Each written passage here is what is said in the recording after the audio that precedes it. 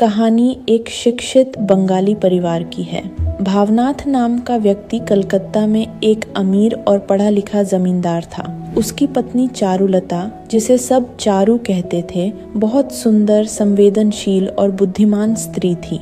भावनाथ अपने कामकाज और राजनीति में इतना व्यस्त रहता था कि घर और पत्नी को ज्यादा समय नहीं दे पाता था। चारू का मन किताबों, कविताओं और बातचीत में था, लेकिन उसका पति उसे वह आत्मीयता नहीं दे पा रहा था जिसकी उसे जरूरत थी। इसी बीच भावनाथ का छोटा भाई अमल पढ़ाई के लिए कुछ समय उनके घर पर रहने आता है। अमल युवा, हंसमुख और कविताओं गानों का शौकीन था। चारू को पहली बार कोई ऐसा मिला जो उसकी रुचियों को समझ सके। वह अमल के साथ साहित्य और कविता पर बातें करने लगी। दोनों के बीच एक गहरा भावनात्मक रिश्ता बनने लगा। यह रिश्ता पवित्र था, लेकिन उनके बीच आत्मीयता और लगाव बढ़ता गया। चारू को लगा कि अमल उसके अकेलेपन का सहारा है। वहीं अमल भी चारू की संवेदनशीलता से प्रभावित हुआ। दोनों के बीच यह संबंध धीरे धीरे एक गहरी चाहत में बदलने लगा, लेकिन यह चाहत कभी खुलकर व्यक्त नहीं हुई,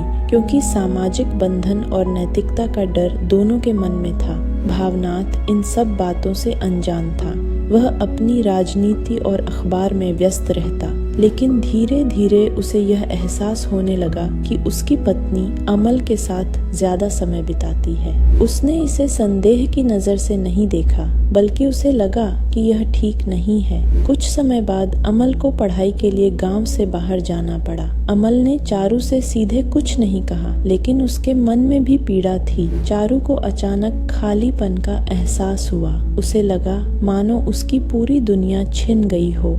जब अमल चला गया, चारू का मन पूरी तरह टूट गया। वह घर में रहते हुए भी अजनबी सी हो गई। भावनाथ ने उसकी उदासी देखी और समझने की कोशिश की। उसे एहसास हुआ कि उसने कभी अपनी पत्नी को समय और प्यार नहीं दिया। वह अब उसकी भावनाओं को समझना चाहता था, लेकिन अब बहुत देर हो चुकी थी। चारू का मन पहले ही टूट चुका था।